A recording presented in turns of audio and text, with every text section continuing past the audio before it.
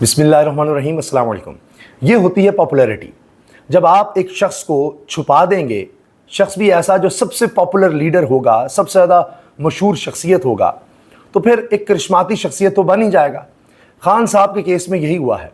अब हर तरफ एक तस्वीर है जिसका चर्चा है, पूरे सोशल मीडिया पर, डिजिटल मीडिया पर, फ़ोन्स पर, हर तरफ ये तस्वीर है, शेयर हो रही है, इसके बारे में तहकीक हो रही है, पूछा जा रहा है, पता किया जा रहा है, अरे बताओ ये कहाँ की तस्वीर है, ये खान को हथकड़ियाँ कैसे लगी हुई हैं, कहाँ है, हथकड़ियों में फिर ये मुस्कुरा क्यों रहा है, इतना पुरएतमाद क्यों नज़र आ रहा है, और ये बज़ाहिर उनकी बहुत कोई लेटेस्ट तस्वीर नज़र आती है।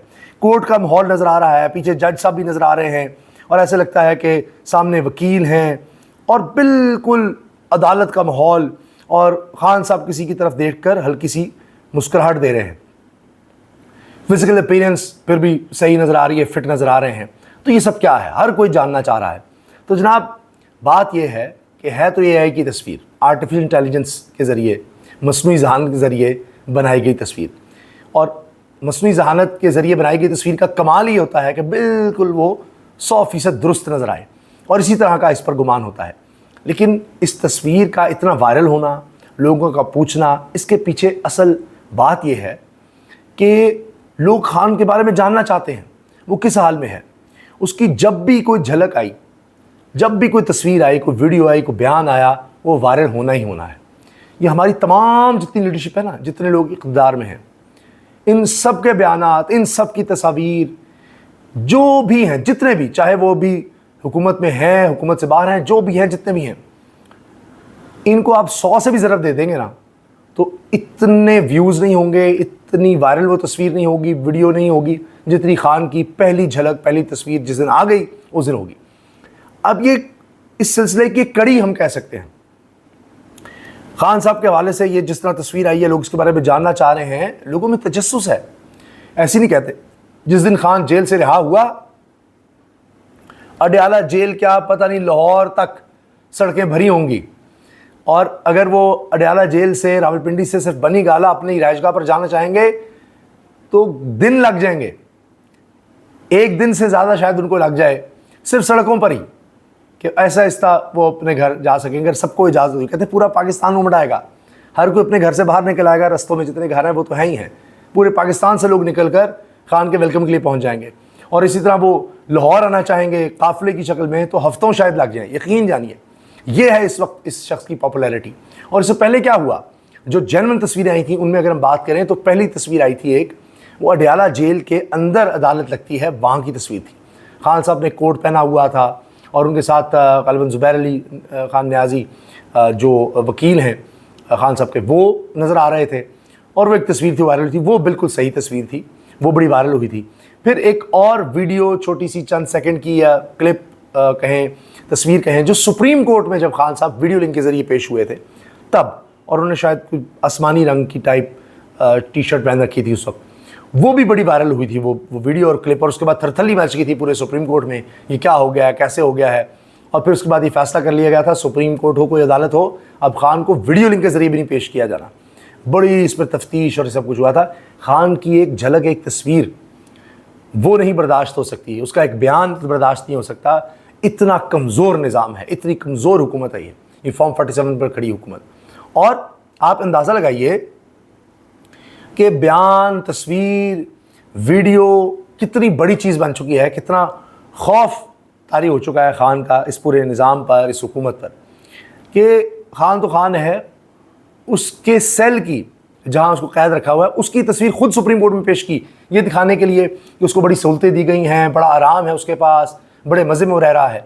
लेकिन हकीकत क्या थी कि लोगों ने देखा कि इतनी छोटी सी जगह, छोटी सी टेबल, एक कुर्सी है, वो चारपाई भी बड़ी तंग सी है, और वहीं पर वो कुछ चंद फुट की दीवार है, 3 फुट की, 4 फुट की, 4 फुट की भी शायद ना हो, और उसी के ओट में जनाब फ्लश लगा हुआ है, वहाँ एक छोटा सा बेसिन नज़र आ रहा है, और कोई AC नहीं है, कूलर रखा हुआ है, बस ये कुछ टोटल शायद 10 बाय 6 फुट चौड़ा और 10 फुट लंबा वो कमरा सा होगा। कमरा तो उसको कहना नहीं चाहिए। ये है वो जगह जहाँ पर 20, 22, 24 घंटे खान को बंद रखा जाता है। आप अंदाज़ लगाइए। तो उससे भी फिर हमदर्दी हो गई, वो भी सरकारी तौर पर वो तस्वीर निकली थी।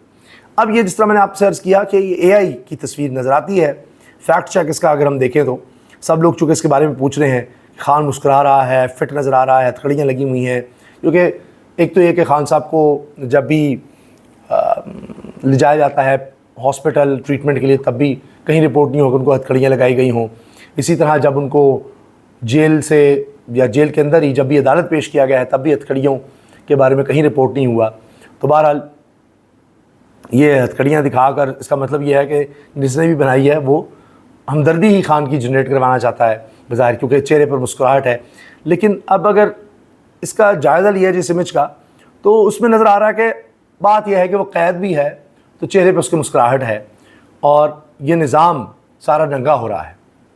تو اس تصویر کا میسج تو یہ نظر آتا ہے. بہرحال یہ ہے مصنوعی ذہان کے ذریعے بنائی گئی تصویر، یہ اس کی حقیقت ہے.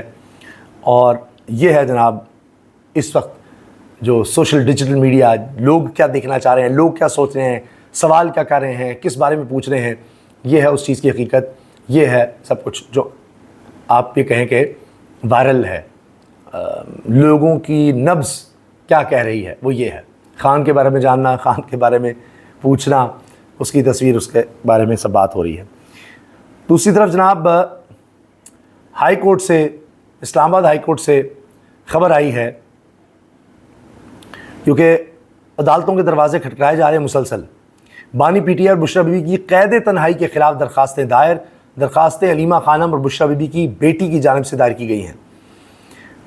اور سپرنٹینڈنٹ جیل خانہ جات chairman NAB D G F I A کو فریق بنایا گیا ہے. بیرسٹر سلمان صفدر کی طرف سے درخواست دائر کی گئی ہے. درخواست میں کہا گیا ہے 8 اپریل کو وکیل سے ملاقات میں پتہ چلا کہ بانی اور بشریٰ کو قید تنہائی میں رکھا جاتا ہے.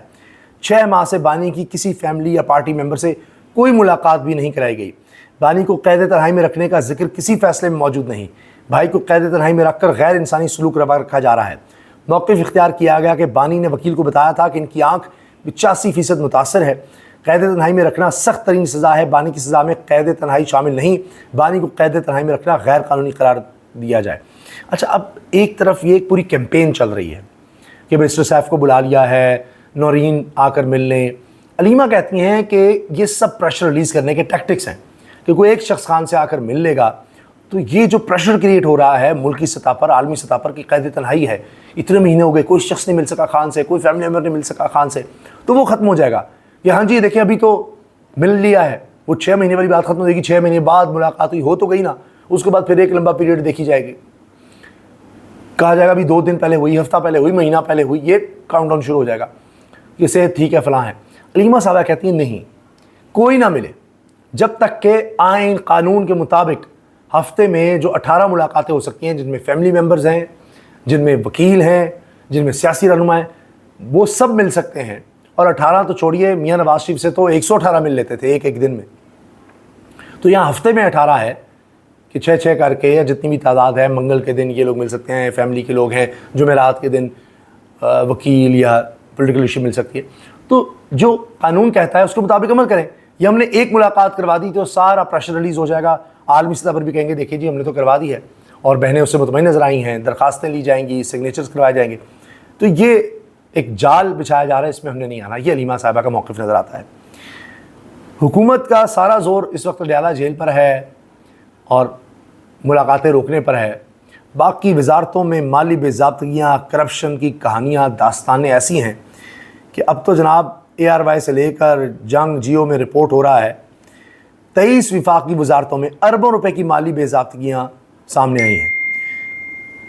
اور کہا جا رہا ہے کہ 23 وفاقی وزارتوں میں اربوں روپے کے بڑے مالی گھپلوں، خرد برد، سنگین بے ضابطگیوں کا انکشاف سامنے آیا ہے، جس میں 1900 ارب کے بیرونی قرضے اور ارکان اسمبلی کی اسکیمیں شامل ہیں. اندازہ لگائیے، اس میں ارکان اسمبلی کی اسکیمیں بھی ہیں. مالی سال 2025-26 کی سالانہ آڈٹ رپورٹ سامنے آئی ہے. 23 وفاقی وزارتوں اور محکموں میں اربوں روپے کے بڑے مالی گھپلوں، خرد برد اور سنگین بے ضابطگیوں کا انکشاف ہوا ہے. 1900 ارب روپے کے بیرونی قرضوں اور ارکان اسمبلی کی ترقیاتی اسکیموں کے فنڈز کی جانچ پڑتال کی گئی. یہ ترقیاتی فنڈز ایسے نہیں ہیں، 1900 ارب روپے کے بیرونی قرضوں اور ارکان اسمبلی کی ترقیاتی اسکیموں کے فنڈز کی جانچ پڑتال کی گئی. کہاں گئے ہیں، کیسے خرچ ہوئے ہیں. تو پتہ چلا کہ قواعد و ضوابط کی کھلی خلاف ورزی کی گئی اور 187 ارب روپے سے زائد کے اضافی اخراجات کیے گئے ہیں 2024-25 میں. 187 ارب روپے کے اضافی اخراجات، یعنی جتنے پیسے خرچ ہونے چاہیے تھے ان سے کہیں زیادہ خرچ کر دی گئے. 187 ارب زیادہ خرچ کیا گیا ہے. 82 کیسز میں رقوم کی فوری ریکوری کی ہدایت کی گئی.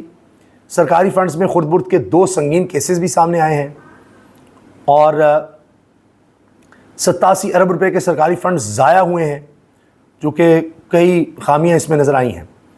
پھر جناب فیڈرل کنسالیڈیٹڈ فنڈ سے پبلک اکاؤنٹ میں 7.49 ارب روپے خلاف ضابطہ منتقل کیے گئے، جبکہ ڈیٹ اکاؤنٹ سے حکومتی اکاؤنٹس میں 24 ارب روپے منتقل ہی نہیں کیے گئے.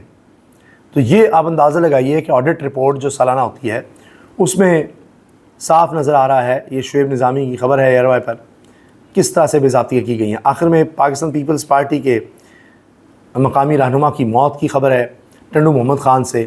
سندھ کے ضلع ٹنڈو محمد خان میں ملٹری شاہ کریم کے قریب نامعلوم مسلح افراد کی فائرنگ کے نتیجے میں پاکستان پیپلز پارٹی کے مقامی رہنما غلام نبی مکسی اور ان کی اہلیہ جاں باق ہو گئے ہیں. اور بتایا جا رہا ہے کہ غلام مکسی اپنی اہلیہ کے ہمراہ کار میں سفر کر رہے تھے اور فائرنگ کے نتیجے میں دعا مکسی موقع پر ہی دم توڑ گئیں.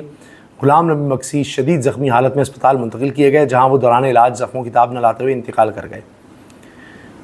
یہ جناب ایک افسوسناک خبر ہے. اور اطلاع ملتے ہی S S P Tando Muhammad Khan, Haseeb Javed police کی بھاری نفری کے ہمراہ جائے وقت پہنچے اور شواہد اکٹھے کیے. علاقے کی ناکہ بندی کی گئی ہے.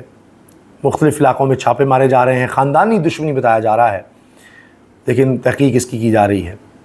یہ پاکستان پیپلز پارٹی کے مقامی رہنما ہیں جو فائرنگ کے نتیجے میں موقع پر جاں باق ہوئے. انا للہ و انا راجعون. تو یہ امن و امان کی جناب انٹیریئر سندھ میں صورتحال ہے کہ پیپلز پارٹی کے اپنے رہنما وہ بھی اس طرح سے ٹارگٹ کلنگ کا نشانہ بن رہے ہیں. اجازت دیجیے، اللہ حافظ.